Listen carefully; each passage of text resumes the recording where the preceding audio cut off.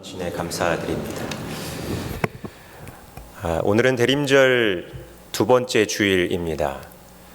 지난주에 담임 목사님 설교를 통해 들으신 대로 대림절은 기독교 신앙은 이 기다림으로부터 시작됩니다.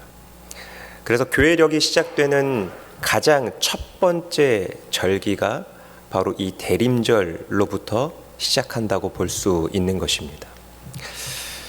그런데 여러분, 이 기다림이라는 단어만큼이나 우리의 마음을 참 설레게 하는 단어도 참 드문 것 같습니다. 여러분은 기다림이라고 하면 어떤 장면이나 어떤 이미지가 먼저 떠오르십니까? 저는 한창 사랑에 빠진 남녀가 데이트를 하기 위해 약속 시간과 장소를 정해놓고 서로를 기다리는 그 모습이 가장 먼저 떠오릅니다. 그 기다리는 시간도 그들에게는 굉장히 설레는 시간이 될 것이고, 기다림 자체가 그들에게는 행복으로 느껴질 수도 있기 때문입니다.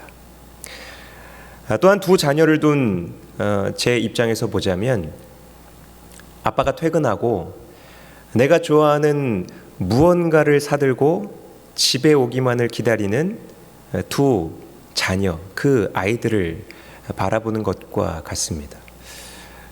저도 요즘 오늘 같은 주일에 모든 예배와 업무를 다 끝내고 이제 집에 갈 때쯤이면 항상 큰 아이에게 전화나 혹은 이렇게 문자가 옵니다. 그 내용은 대부분 어떤 내용이냐면, 아빠 오늘은 새우깡이요, 양파링이요. 전화가 아니라 주문이죠. 그러면 제가 이제 그것들을 웬만하면 다 이제 사서 집에 이제 가면 평소보다 한 몇 배는 저를 더 막 이제 반깁니다. 빠따. 근데 사실은 저를 반긴 게 아니라 그 과자를 더 이제 기다렸다는 것이죠. 이처럼 기다림이라고 하는 것이 누군가에게는 희망의 소식이고 희망의 메시지가 되기도 하는 것입니다. 그러나 때로는 기다림이라는 말이 희망적인 의미가 아니라 절망적인 의미로 사용될 때도 있습니다.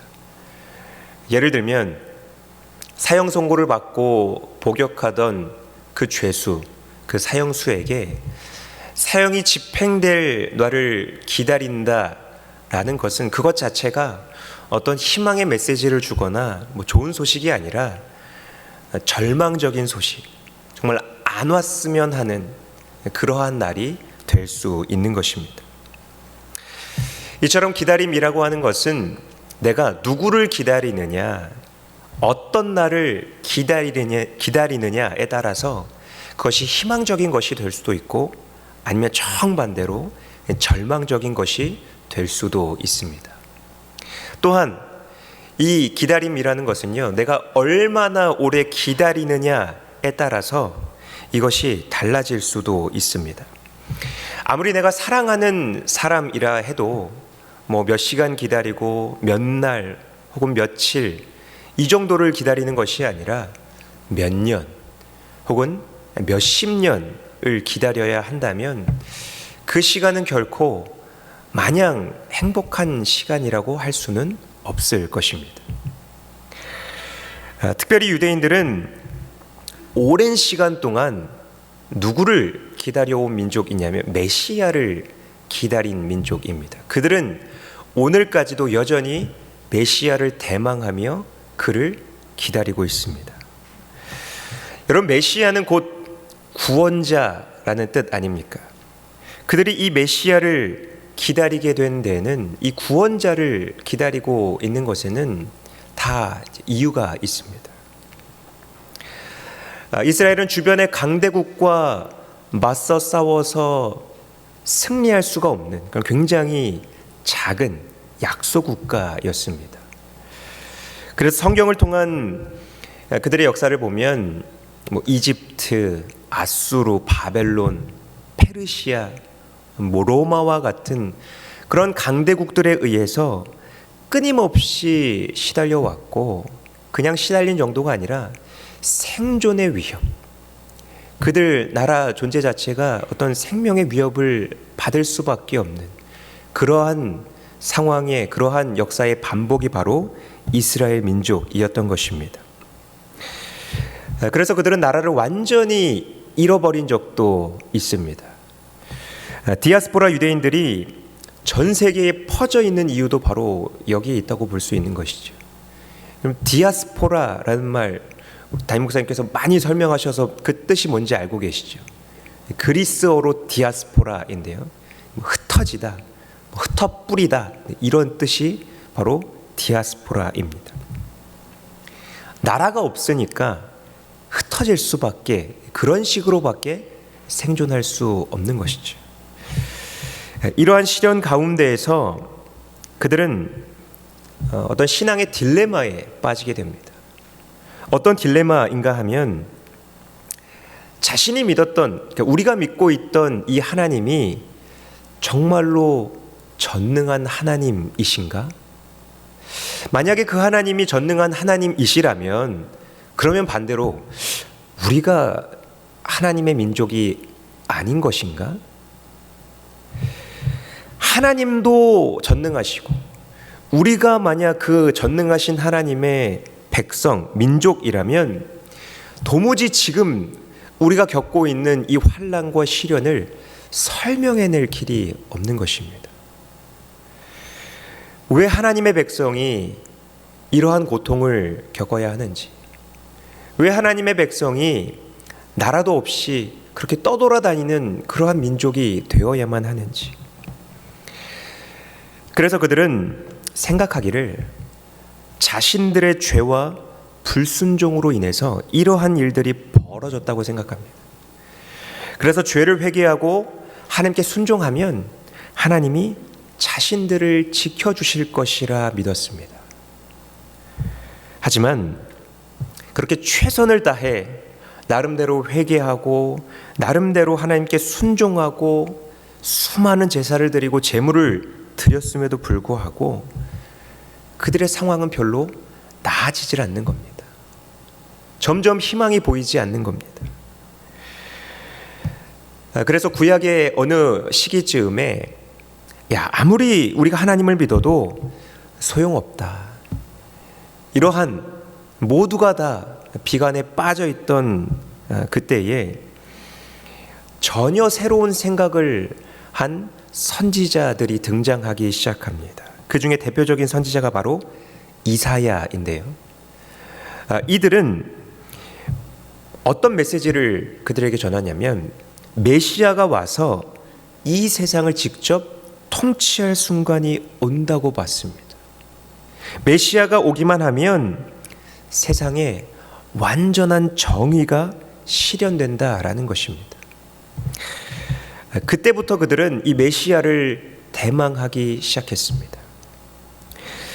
이사야 선지자로부터 구약의 마지막 말라기 선지자까지, 그리고 신약에 와서까지 예수님이 오셨을 때도 그들은 이 메시아를 기다리고 있었습니다. 그래서 이스라엘 백성들의 항상 질문은, 어떤 신앙적인 질문은 이거였겠죠. 메시아가 어떻게 올까? 어떤 모습으로 올까? 우리 중에 어떤 대단한 인물이 있으면 저 사람 혹시 구약에서 예언한 그 메시아가 아닐까? 이러한 궁금증과 질문이 그 당시 모든 이스라엘 백성들에게는 있었다라는 것입니다. 그런 그들의 눈을 한눈에 사로잡은 인물이 등장하는데요. 바로 세례 요한입니다. 이 세례 요한이라는 사람은 출신이 참 독특합니다. 그는 제사장 가문에서 태어났지만 그 모든 기득권, 자신이 누릴 수 있는 그런 영적인 특권들을 포기하고 던져버리고 그는 홀로 광야에 가서 살았습니다. 그곳에서 그는 회개를 선포하고 또 세례를 주면서 따르는 사람도 제법 많았습니다. 그래서 많은 사람들이 이 요한을 보면서 이 사람이 우리가 기다린 메시아가 아닐까? 이런 생각을 했습니다.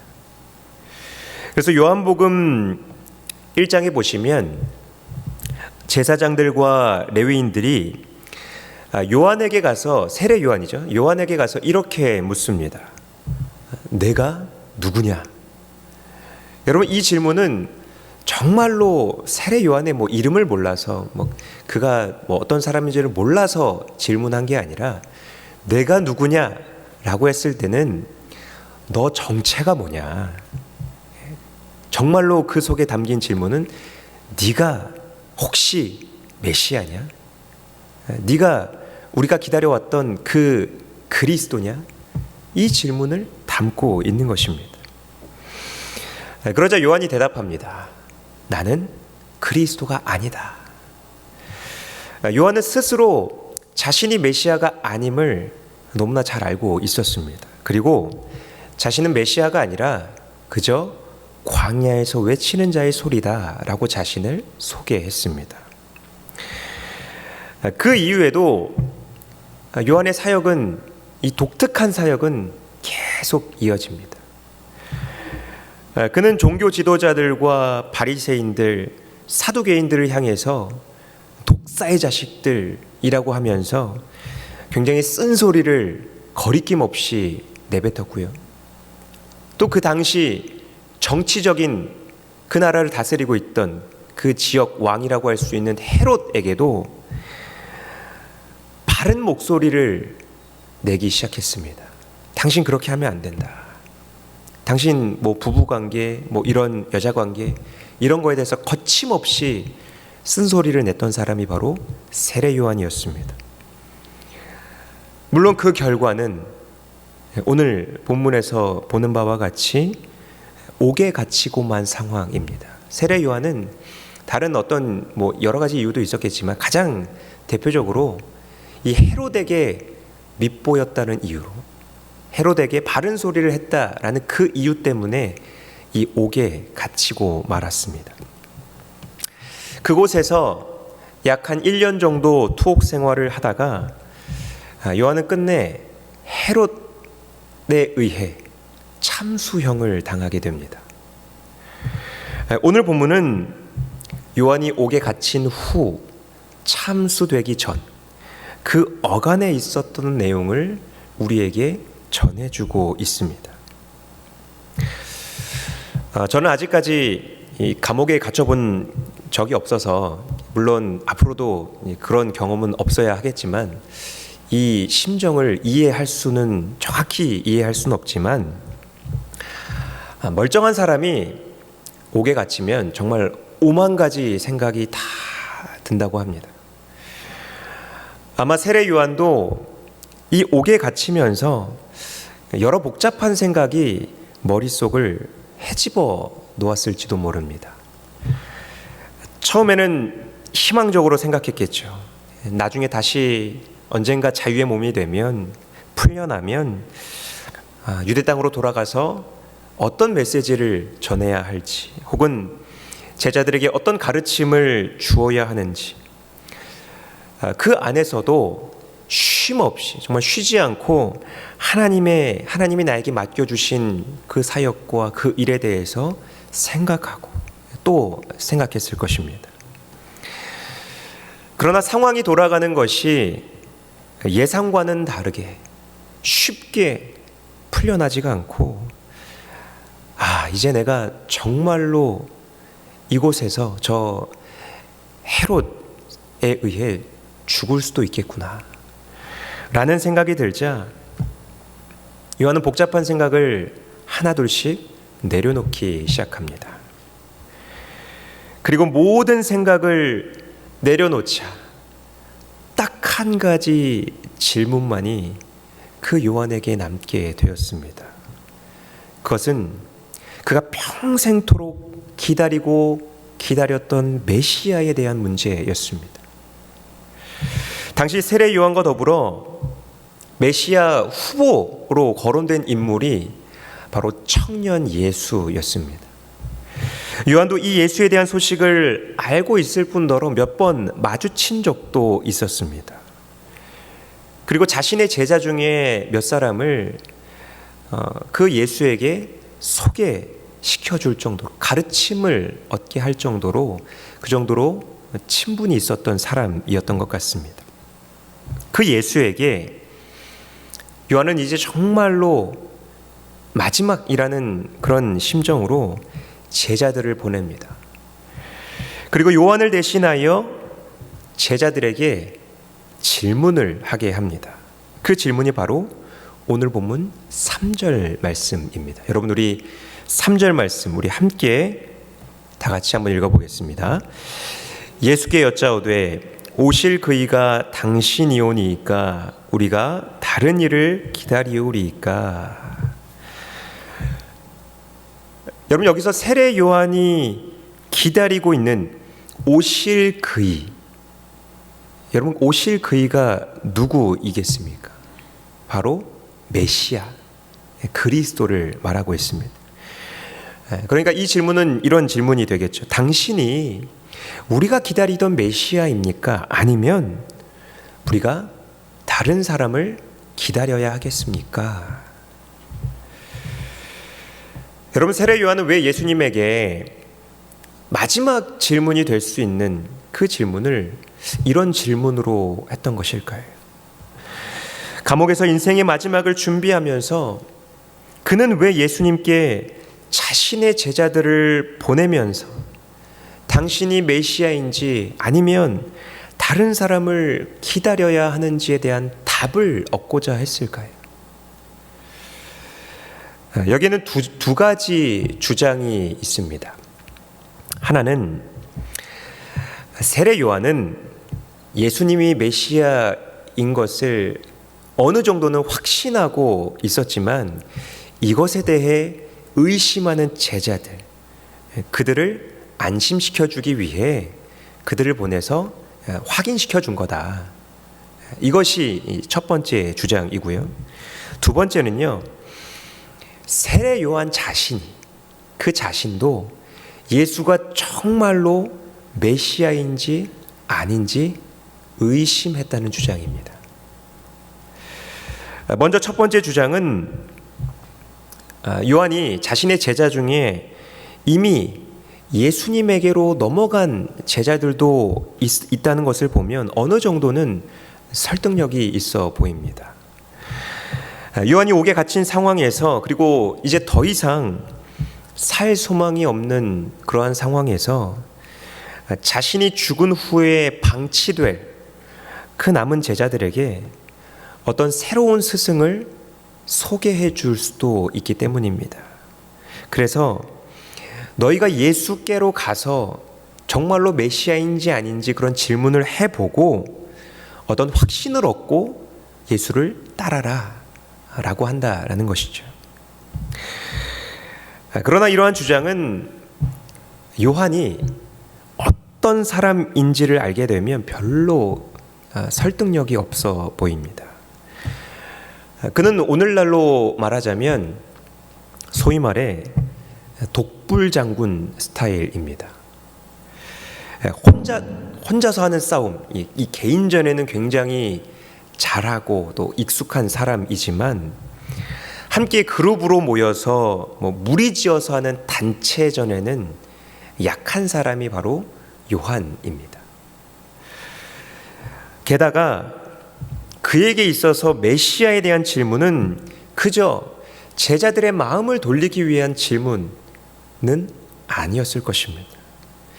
그 역시 한때 메시아로 오해될 정도로, 사람들이 자신을 메시아로 오해할 정도로 굉장히 이 메시아에 대한 열망, 관심이 너무나 많았고 또 그것에 대해 목이 마른 사람이었기 때문입니다. 그런 요한이 그저 제자들 때문에 그들의 마음을 돌리기 위해 인생의 마지막이라고 할 수 있는 이 질문을 그렇게 제자들을 통해 했다라는 것은 아닐 것입니다. 그렇다면 남은 주장은 하나이겠죠. 그것은 바로 세례 요한이 인생의 마지막에 예수가 정말로 메시아인지 아닌지 그 자신이 확인하고 싶었던 것입니다. 그 자신이 어떤 의심을 가지고 그 예수께 질문을 했던 것입니다. 여러분, 의심했다는 것이 꼭 나쁘게 볼 것은 아닙니다.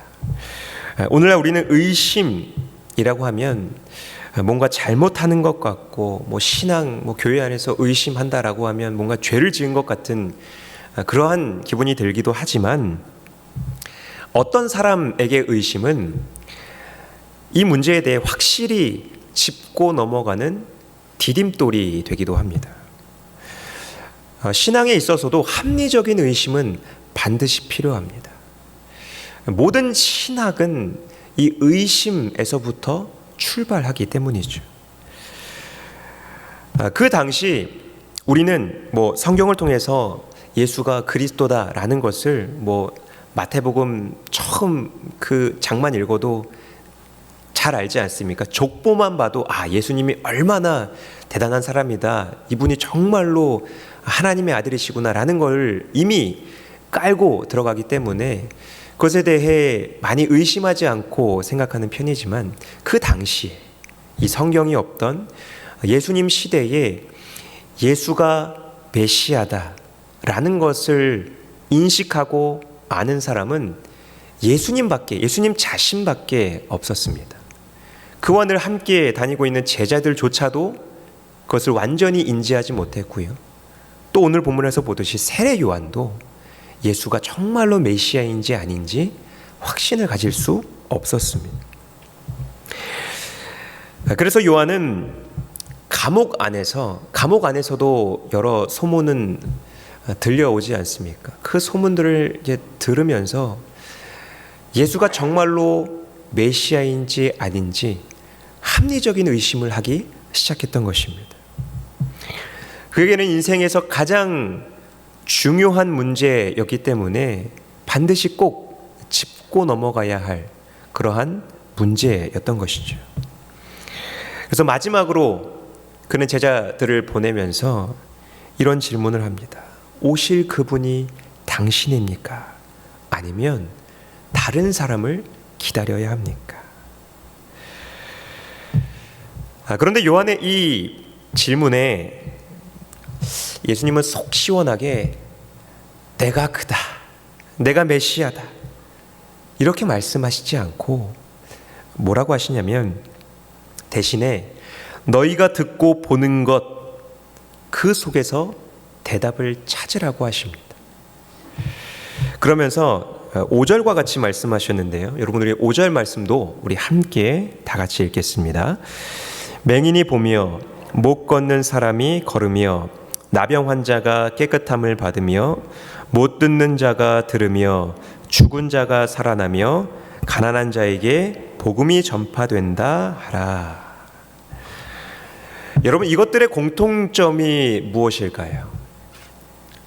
맹인이 보게 되고, 못 걷는 사람이 걷게 되고, 나병 환자가 깨끗함을 입고, 못 듣는 자가 듣게 되고, 죽은 자가 살아나고, 여기까지만 보면 어떤 기적을 말씀하시는 건가?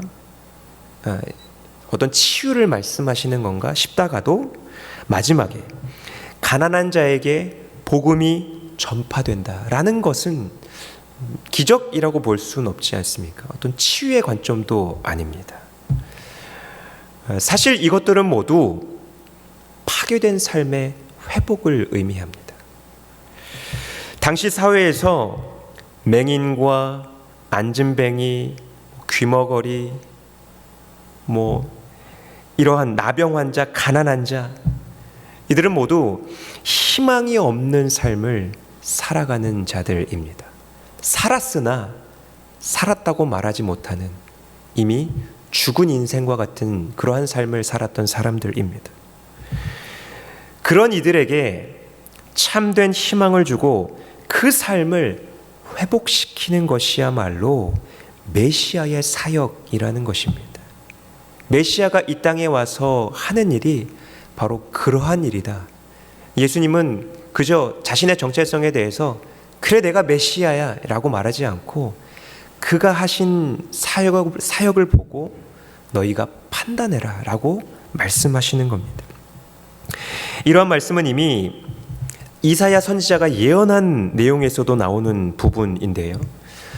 이사야 35장 5절과 6절 말씀에 보시면 이러한 내용이 나옵니다. 그때에 맹인의 눈이 밝을 것이며 못 듣는 사람의 귀가 열릴 것이며 그때에 저는 자는 사슴같이 뛸 것이며 말 못하는 자의 혀는 노래하리니.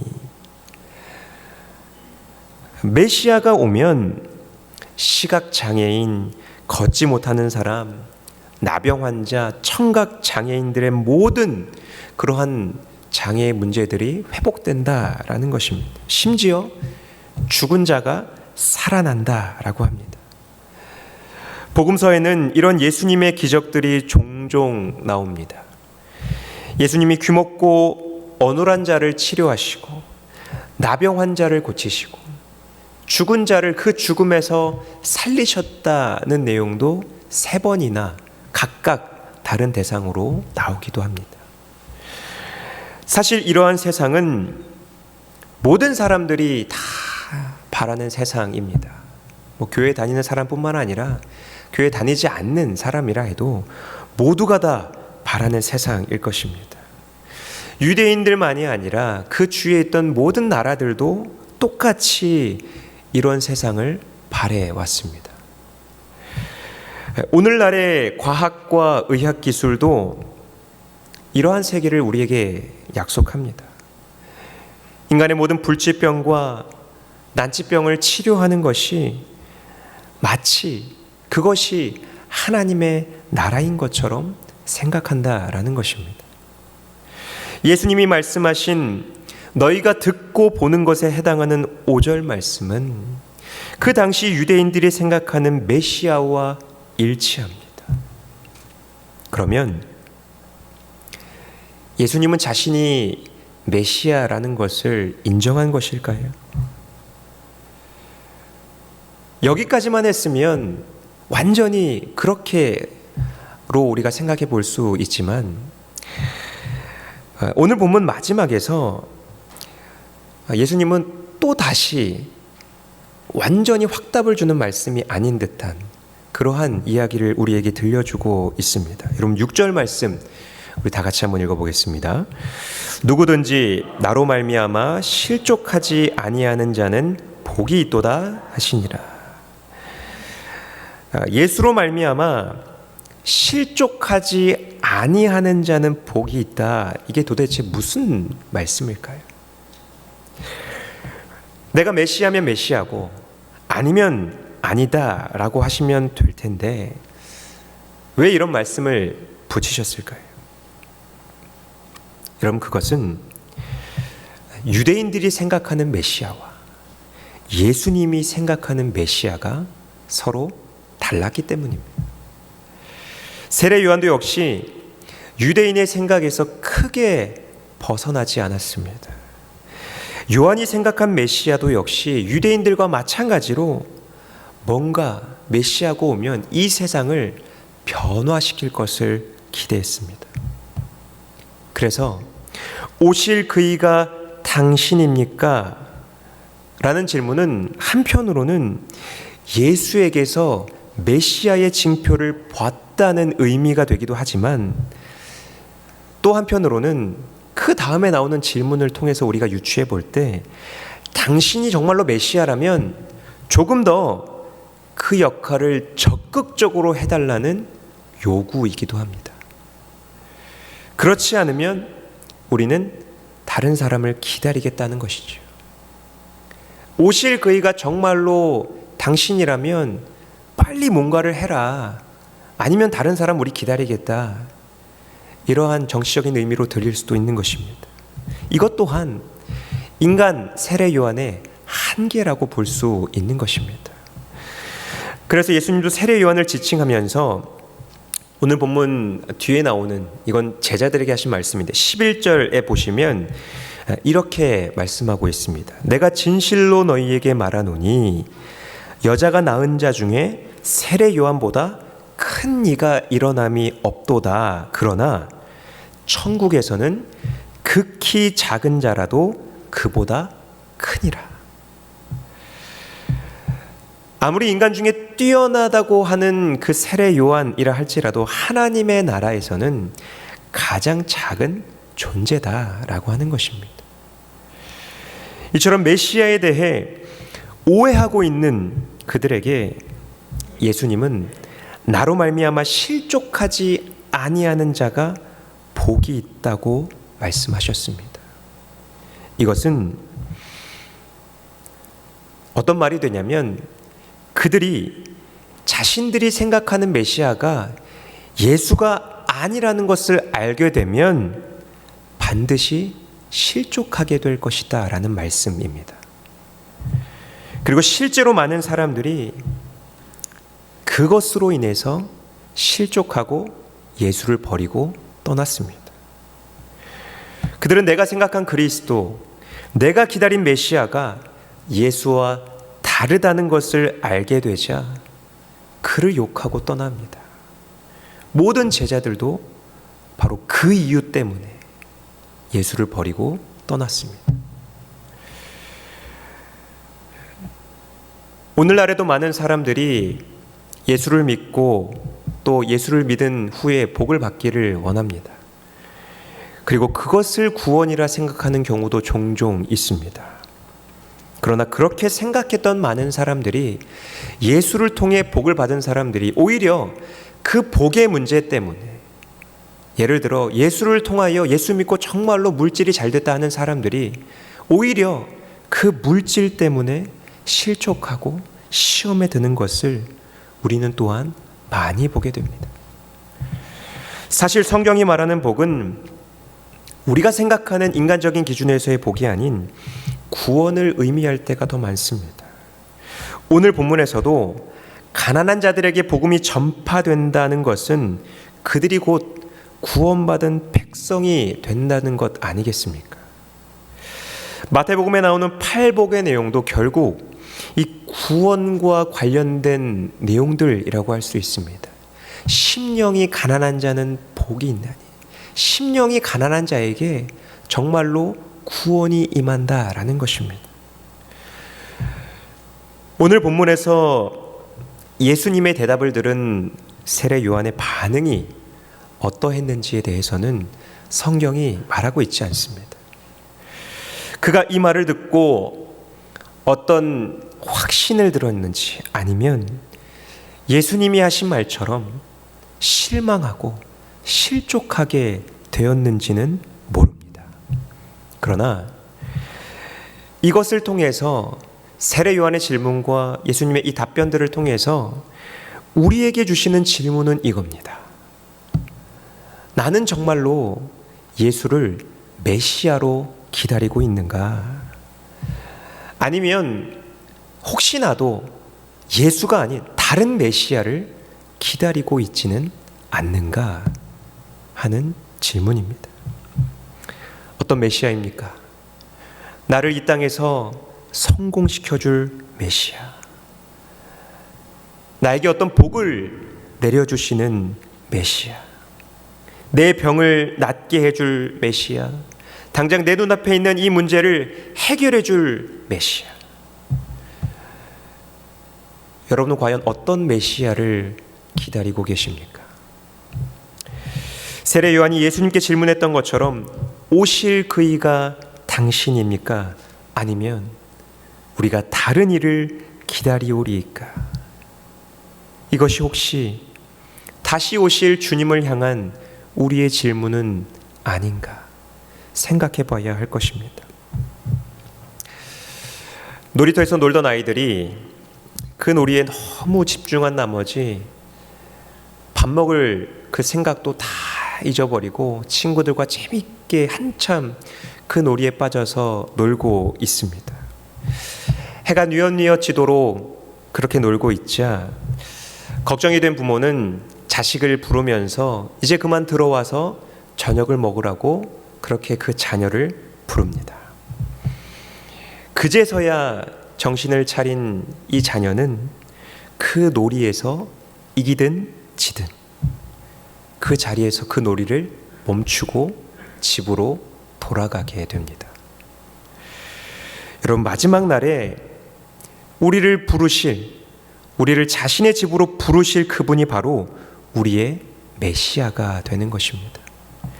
내가 생각하는 메시아, 내가 바라는 메시아를 기다리는 것이 아니라 마지막 날에 우리의 이름을 부르실 메시아, 그 메시아를 기다리며 이 어둠을 뚫고 이 코로나 상황도 물리치시고 다시 오실 주님을 갈망하는 저 여러분 모두가 되시기를 주님의 이름으로 간절히 축복합니다. 기도하겠습니다. 2000년 전에 진정한 메시아로 이 땅에 오신 주님, 우리가 주님 오신 날을 기다리며 한편으로 다시 오실 주님을 기다리며 이 대림절을 보내게 하시니 참으로 감사합니다. 하오나 주님, 우리가 주님을 기다리는 것이 우리가 생각하는 메시아, 내가 바라는 메시아를 기다리고 있는 것은 아닌지 이 시간 돌아보길 원합니다. 내가 원하는 대로 기도하고 그것이 이루어지지 않으면 실족하는 우리의 모습을 주님 불쌍히 여겨 주시옵소서. 그래서 우리의 입술을 통해 오실 그분은 오직 당신입니다. 내가 주님만을 기다립니다. 이러한 고백이 들려지게 하여 주시옵소서. 감사드리며 이 모든 말씀 살아계신 예수 그리스도의 이름으로 기도드립니다. 아멘.